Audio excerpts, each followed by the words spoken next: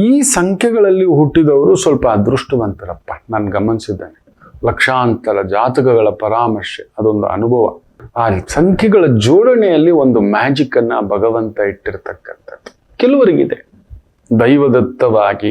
ಹೌದು, ನಿಮಗೆ ಊಟ ಬಟ್ಟೆ ವ್ಯವಸ್ಥೆ ಎಲ್ಲೋ ಯಾರೋ ಬಂದು ಕೈ ಹಿಡ್ಕೋತಾರೆ.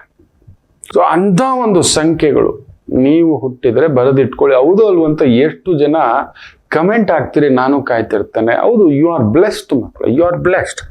ಗಾಡ್ಸ್ ಗಿಫ್ಟ್ ಅನ್ನತಕ್ಕಂಥದ್ದು 8ನೇ ತಾರೀಕಿನಲ್ಲಿ ಹುಟ್ಟಿದ್ರೆ, 9ನೇ ತಾರೀಕಿನಲ್ಲಿ ಹುಟ್ಟಿದ್ರೆ, 12ನೇ ತಾರೀಕಿನಲ್ಲಿ ಹುಟ್ಟಿದ್ರೆ, 19ನೇ ತಾರೀಕಿನಲ್ಲಿ ಹುಟ್ಟಿದ್ರೆ, 21ನೇ ತಾರೀಕಿನಲ್ಲಿ ಹುಟ್ಟಿದ್ರೆ, 28 ಹಾಗೂ 31ರ ಸಂಖ್ಯೆಯಲ್ಲಿ ಹುಟ್ಟಿದ್ದರೆ ನೀವು ಅದೃಷ್ಟವಂತರೇ. ಹೇಗೋ ಯಾರದೋ ತಾಯಿ ಮುಖೇನ, ತಂದೆ ಮುಖೇನ, ಅಣ್ಣನ ಮುಖೇನ, ತಮ್ಮನ ಮುಖೇನ, ತಂಗಿ ಮುಖೇನ, ಅಕ್ಕನ ಮುಖೇನ, ಅತ್ತಿಗೆ ಮುಖೇನ, ಸಂಗಾತಿ ಮುಖೇನ, ಗಂಡನ ಮುಖೇನ, ಪತ್ನಿ ಮುಖೇನ, ಗುರು ಮುಖೇನ, ಮಿತ್ರ ಮುಖೇನ, ಬಂಧು ಮುಖೇನ, ಗುರು ಮುಖೇನ, ದೈವ ಮುಖೇನ ನಿಮ್ಗೆ ಯಾವುದೋ ಒಂದು ಅದೃಷ್ಟ ಎಲ್ಲೋ ನಿಮಗೆ ಏನ್ ಸಿಗಬೇಕೋ ಅದು ಸಿಕ್ಕಿರುತ್ತೆ.